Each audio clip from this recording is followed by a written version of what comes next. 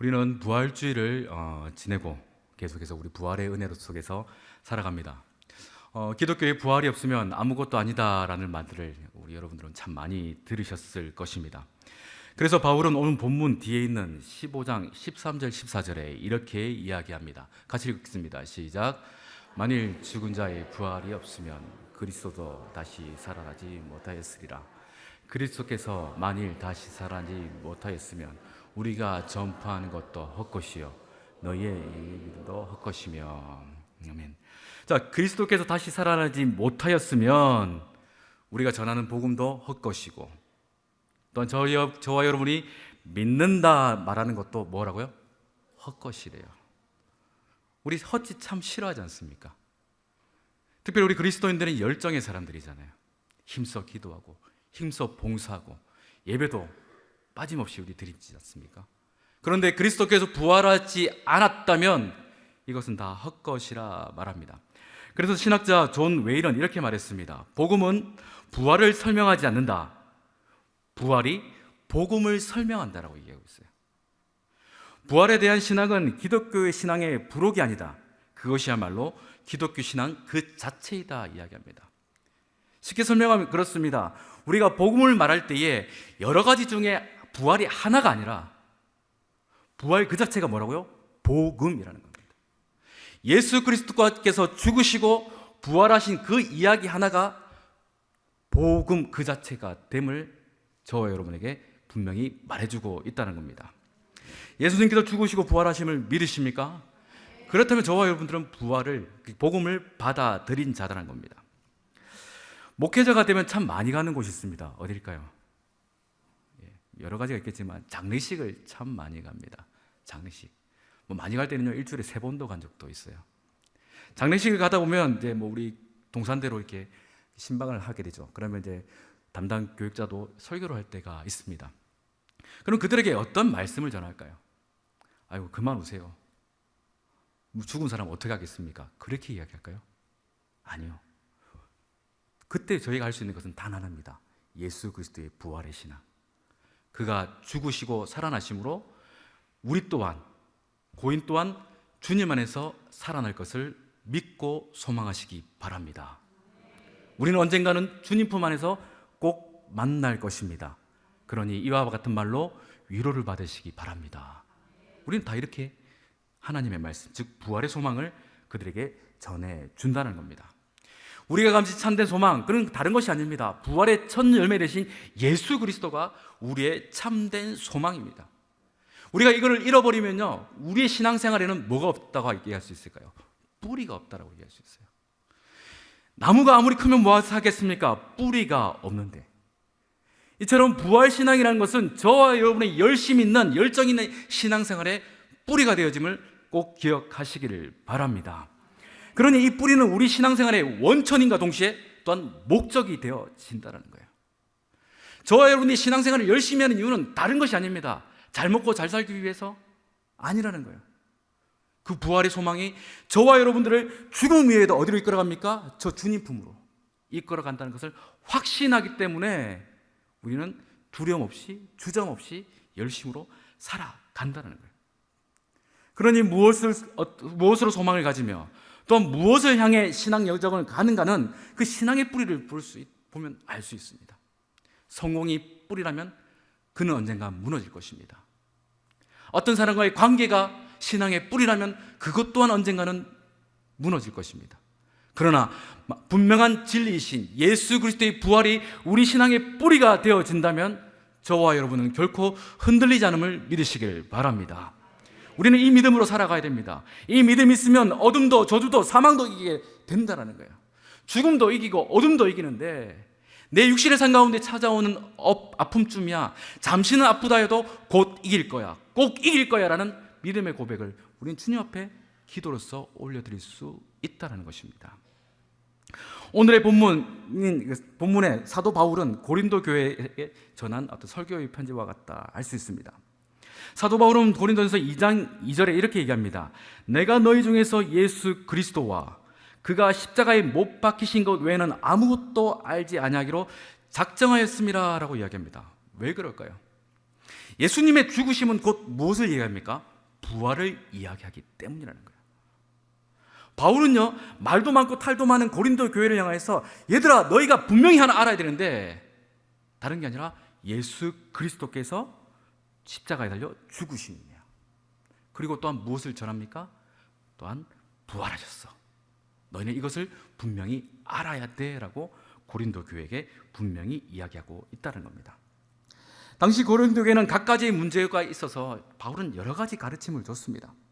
특별히 14장 부분에 보면은 은사 문제 또한 이야기하고 있죠.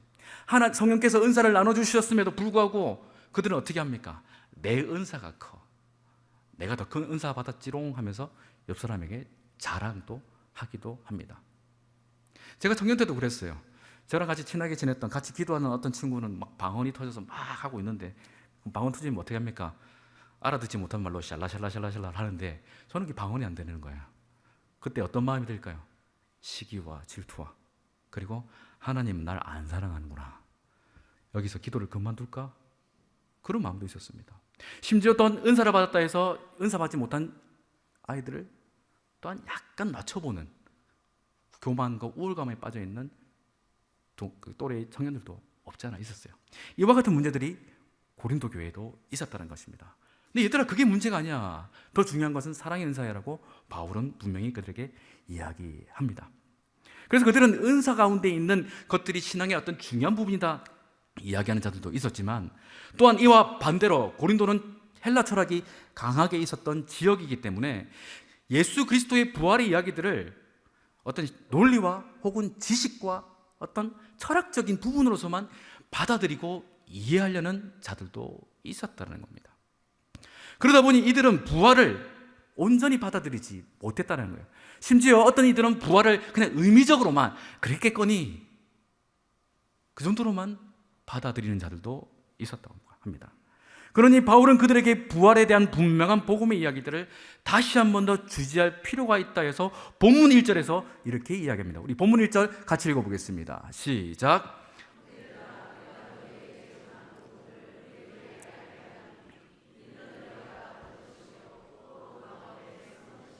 자, 복음을 전했습니다. 그리고 너희가 이것은 뭐더라고요? 받았대요. 또한 받았고 그 가운데 어떻게 했다고요? 섰다는 겁니다. 고린도 교회야, 너희는 이것을 받아들였고 너희 교회는, 너희들의 신앙은 어디에 서 있다고요? 이 복음 위에, 이 복음에 서 있다라고 분명히 가르치고 있다는 겁니다. 다시 말하면 너희들의 영적인 뿌리는 다른 것이 아니라 이 복음이라고 이야기하고 있어요. 예수께서 죽으시고 예수께서 부활하신 이 사실이 너희가 받은 것이고 너희가 이 사실 위에 세워졌어라고 분명히 가르치고 있다는 겁니다. 저와 여러분들이 신앙생활 하는 이유는요, 다른 것이 아니지 않습니까? 인생이 잘 풀리기 위해서, 혹은 돈을 좀 더 잘 벌기 위해서. 그렇다면 남묘호랭경교로 가시면 좋을 것 같습니다. 제가 들었어요. 남묘호랭경교로 가는 분들은 사업이 잘 된대요. 근데 예수를 믿는다고 해서 사업이 잘 되는 건 모르겠습니다. 잘 될 수도 있고 안 될 수도 있겠죠. 예수님 믿는다고 해서 몸이 늘 건강한 거 아닙니다. 저도 몸이 아프거든요. 목사면 건강해야 되는데 저도 아프더라고요. 예수를 믿는다고 해서 모든 것들이 형통한 것이 아닙니다. 예수를 믿는다는 것은 무엇을 확신하는 겁니까? 그가 나를 위해 죽으셨고 그가 나 또한 본인과 함께 같이 부활하게 될 것이라는 사실, 죽음도 이기게 될 것이라는 그 사실, 영원한 유업을 우리에게 허락해 주셨다는 그 사실을 믿기 때문이라는 겁니다. 믿으십니까? 그러니요, 저와 여러분들은 부활을 위해, 이 부활이라는 그 신앙 위에 우리의 믿음과 우리의 신앙을 세워가야 한다는 겁니다. 그러니 여러분, 우리가 이 부활을 믿는다라는 것은 내가 믿어야지, 잘 믿어봐야겠다, 한번 잘 생각해서 믿어보자, 이렇게 된다고 믿어지는 게 아니라는 거예요. 솔직히 믿어지십니까? 삼동산 여러분, 핑크색 옷 입고 아주 이쁘게 앉아 계시는데 부활이 믿어지세요? 아이고, 예. 여기서 아멘 안 하면 참 곤란해집니다, 서로가. 예. 아멘 했단 말이에요. 그런데 사실 이 믿음이란 것, 죽은 자가 부활했다는 사실, 쉽지 않은 이야기라는 거예요. 여러분, 아픈 환자를 놓고 목사가 이렇게 기도를 합니다. 어떤 믿음이 있어야 됩니까? 주여 믿습니다 해야 되잖아요. 그죠? 근데 되겠나 라는 생각이 여기서 조금은 날 때가 있을까요, 없을까요? 있을 수도 있어요. 그 불안 마음, 그 불편한 마음을 이기고 주여 주여 하면서 기도하는 것이죠. 우리가 그렇게 기도하면 신앙생활 하지 않겠습니까?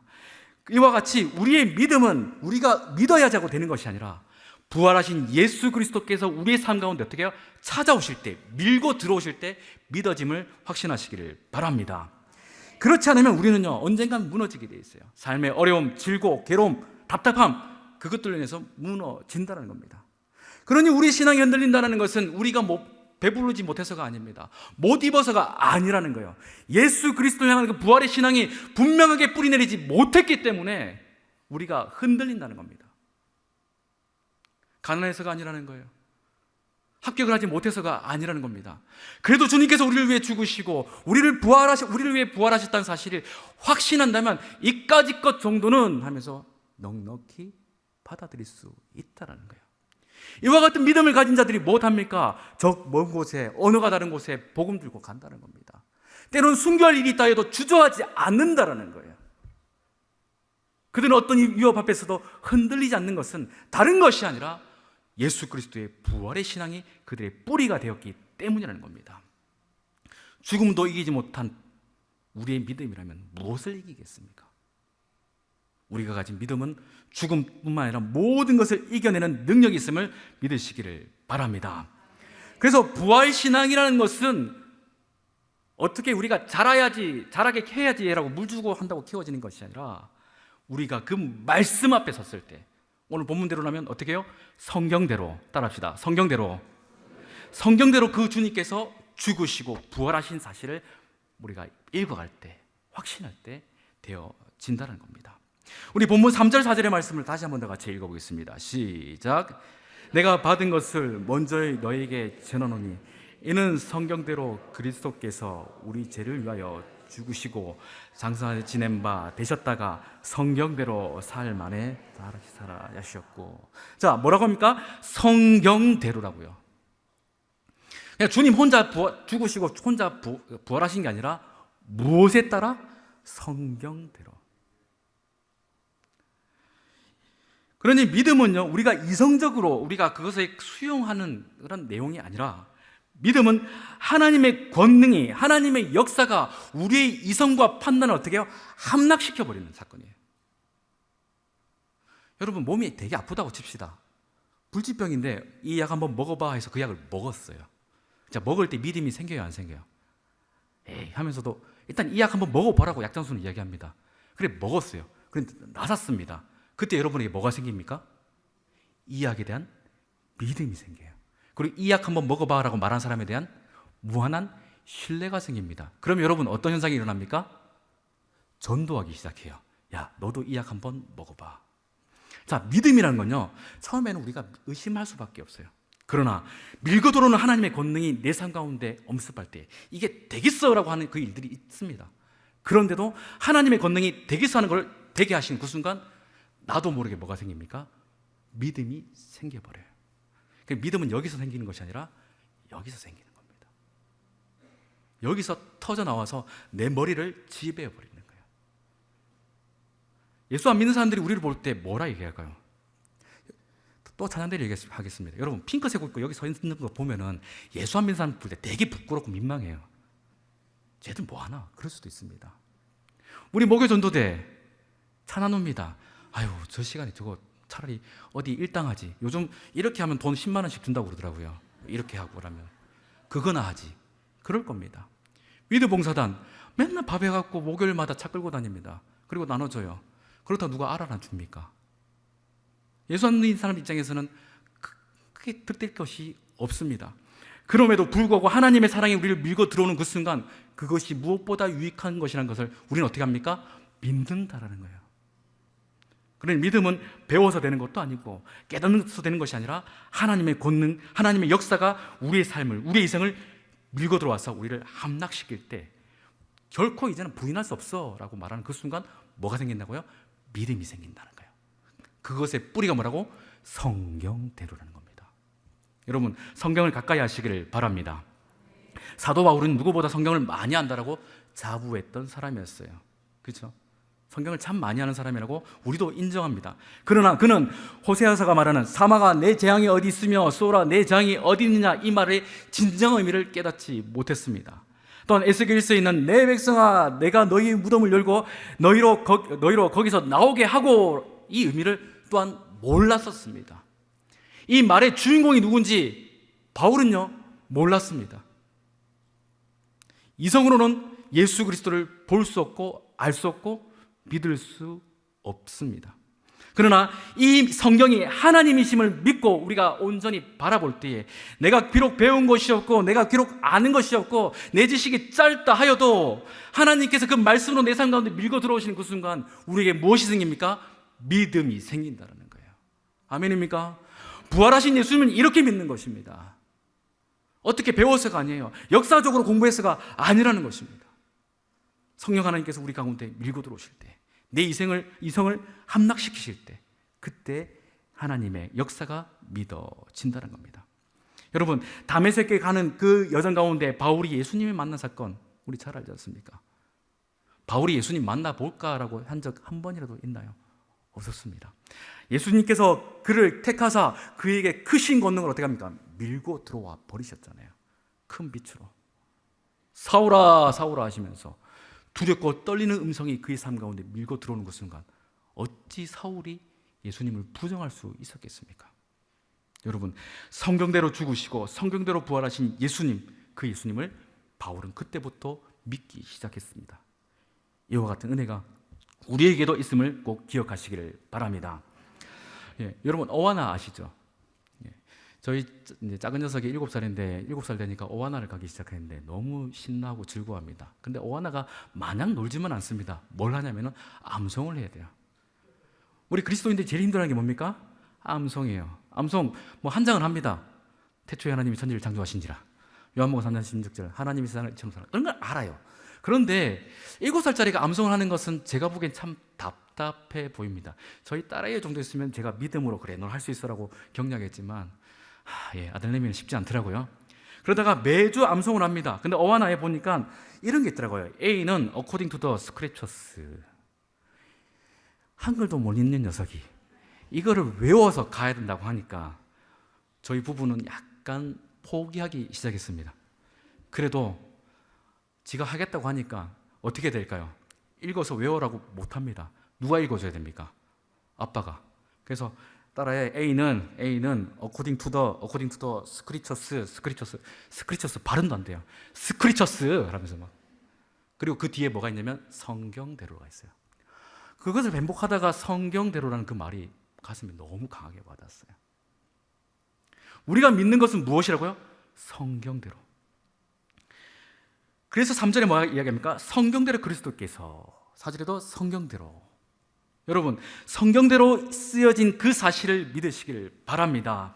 찬송가 563장에 뭐가 있죠? 예수 사랑하심은. 자, 후렴 마지막에 뭐가 있습니까?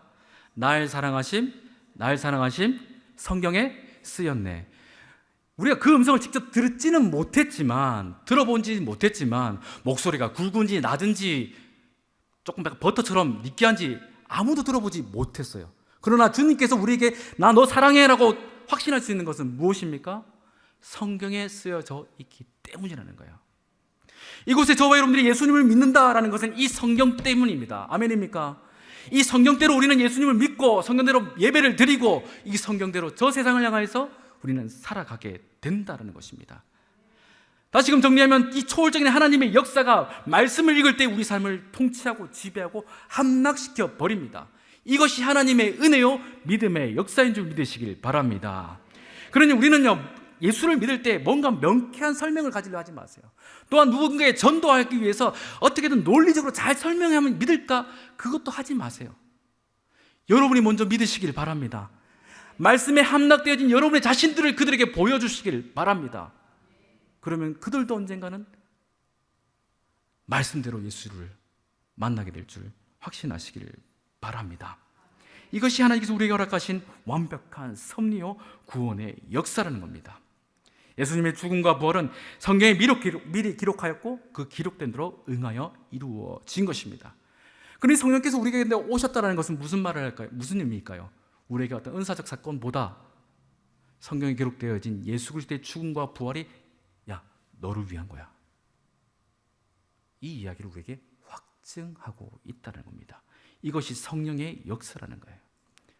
그래서 바울은 3장에서 죽으심과 부활이 성경대로 이루어졌다라고 말합니다.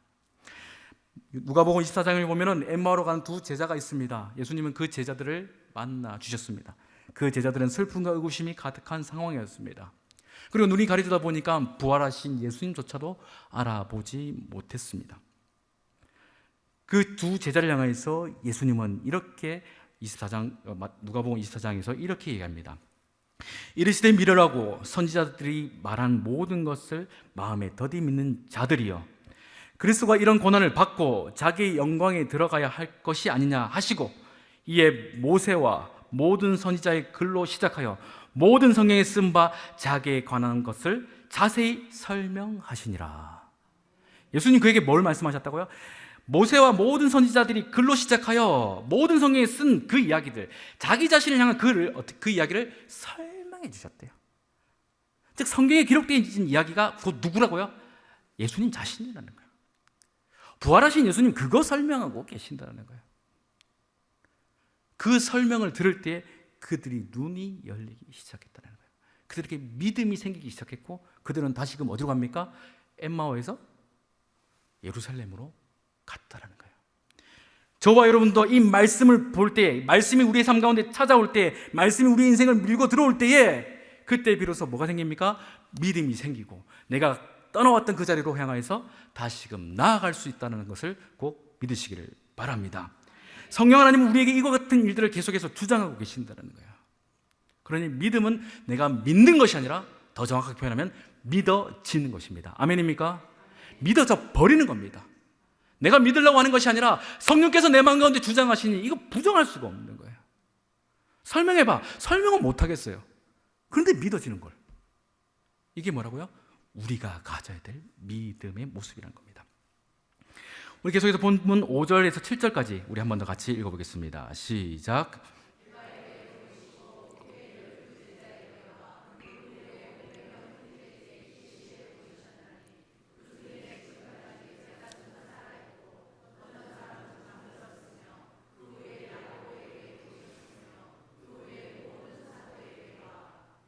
자, 예수님은 성경대로 부활하셨습니다. 그죠? 그 부활하신 예수님 언제 오시나 하고 기도한 사람이 한 명이라도 있었나요?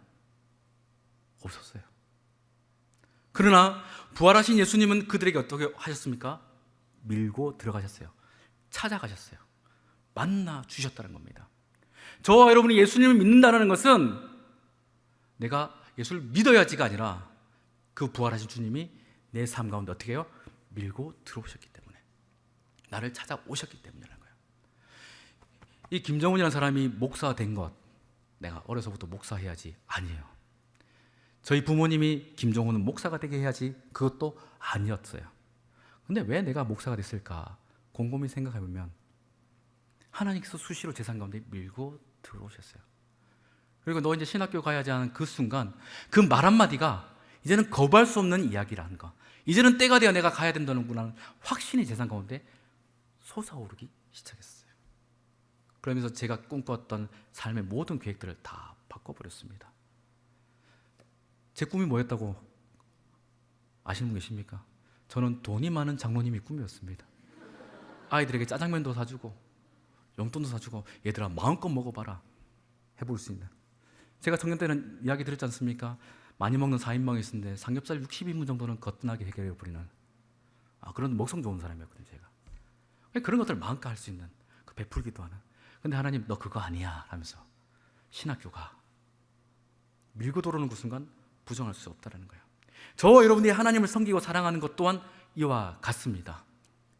내가 하고 싶다고 해서 되는 게 아니라는 거예요.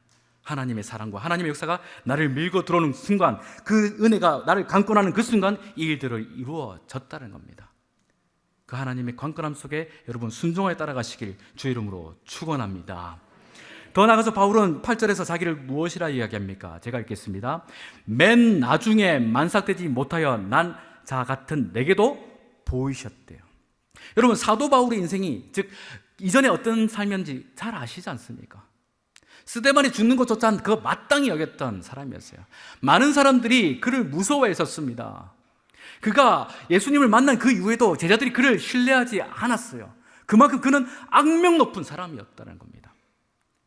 그런데도 그의 삶 가운데 주님이 찾아가셨습니다. 밀고 들어가셨어요. 그러한 특별한 은혜를 경험했던 이 바울은 자기 자신을 결코 높일 수가 없었습니다. 자기는요, 이만큼한 은혜도 크다라는 거예요. 예수 믿는 것조차도 크다라고 여겨지는데 이방인의 사도로 세움받는 것 정말 감당할 수 없어라고 그는 이 짧은 말 한마디에 다 담아내고 있다는 것입니다. 여러분, 많은 신학자들은 바울을 위대하다 이야기합니다. 바울이 없었으면 기독교의 신학이 과연 얼마나 정립됐을까 의구심을 가집니다. 성경의 반 이상을 썼던 자가 또 누구입니까? 바울이에요. 그러니 바울은 너무나도 위대한 사람이라고 해도 과언이 아닙니다. 그런데 바울은 뭐라고요? 자기는 만삭되지 못하여 난 자다. 스스로 이렇게 낮춘다는 겁니다. 왜 그렇습니까? 내가 나 된 것은 무엇이라고요? 하나님의 은혜. 따라합시다. 하나님의 은혜. 저와 여러분들이 무엇이 되었다, 그것 또한 무엇입니까? 하나님의 은혜라는 겁니다. 내가 이 자리에 있는 것 또한 무엇입니까? 하나님의 은혜라는 거예요. 하나님의 은혜가 아니고서는 우리는 이 자리에서 예배드릴 수 없습니다. 우리 하나님의 은혜가 아니고서는 저는 산성교회 목사라고 칭함을 받을 수가 없어요. 우리들은요, 산성교회 성도라는 이름조차 가질 수 없습니다. 이 모든 것이 무엇입니까? 하나님의 은혜라는 것입니다. 그래서 10절은 이렇게 얘기합니다. 같이 읽습니다. 시작. 그러나 내가 나 된 것은 하나님의 은혜로 된 것이니 내게 주신 그가 헛되지 아니하며 모든 사도보다 더 수고했으나 내가 한 것이 아니요 오직 나와 함께 하신 하나님의 은혜로다. 아멘. 믿으십니까? 이것이 바울만의 고백이 아니라 우리의 모두의 고백인 줄 믿습니다. 오직 나와 함께 하신 하나님의 은혜가 우리를 이렇게 만들어 버렸다는 거예요. 그 은혜가 무엇입니까? 나에게 찾아오신. 우리 하나님은요, 아브라함을 찾아가셨습니다. 75세에 아브라함이 하나님을 찾지 않은 그때 찾아가셨어요. 40년 동안 목동 생활했던 그 모세를 하나님은 찾아가셨습니다. 이뿐이 아닙니다. 우리 예수님은요, 우물가에 있던 그 여인을 기다려 찾아가셨습니다. 또한 삭개오도 찾아가셨습니다. 설령 어떤 때는 그들이 올 때까지 그들을 주시하시며 기다리고 계셨어요. 이미 먼저 그를 바라보셨다는 겁니다. 이처럼 우리가 믿음을 가진다는 것, 신앙생활을 한다는 것은 내 의지가 아니라 그분의 찾아오심의 역사라는 것을 확신하시길 바랍니다. 그러니 나는 믿음을 버려야지, 이거 엄청 오만불순한 이야기라는 거예요. 믿음은 누가 주시는 것입니까? 하나님이 주시는 거예요. 우리는 그 믿음을 지켜야 됩니다. 그 믿음이 훼손되지 않도록, 그 믿음이 흔들리지 않도록 우리는 더욱더 애쓰고 애쓰면서 이 말씀을 붙들어야 되는 줄 믿으시기를 바랍니다. 그러니 우리는요, 이 믿음을 지키기 위해서 그 어떤 것과도 타협해서는 안 된다는 겁니다. 우리 삶 가운데 말씀으로 찾아오신 주님, 내가 길을 걸어갈 때, 내가 무엇을 할 때, 그때마다 찾아오신 그 주님의 말씀을 우리가 되뇌일 때에 우리는 바울과 같이 어떤 일을 할 수 있습니까? 더 수고할 수 있다는 거예요. 더 헌신할 수 있다는 겁니다. 여러분, 우리가 헌신하고 봉사할 때 힘든 이유는 무엇입니까? 부활하신 주님께서 내게 오심을 잠시 까먹었을 때예요. 나를 선택하신 그 하나님의 특별한 은혜가 잠시 까먹을 때에 이 일들이 힘들어지기 시작합니다. 이 일들이 부담스러워지기 시작합니다. 이거 내가 왜 해야 돼? 라고 우리는 스스로 자문자답하기 시작한다는 거예요. 그러나 나를 택하시고 나에게 밀고 들어오신, 나를 사랑하사 나에게 그 은혜 부어주신 주님이 다시금 기억되어지고 다시금 깨달아지는 순간, 아, 그렇지 않은 그 순간 지금의 이 일들은 일이 아니라 뭐가 됩니까? 감사가 되어지고 네 일이 아니라 내 일이 되어진다는 겁니다. 아멘입니까? 여러분, 내일을 경험하시길 바랍니다.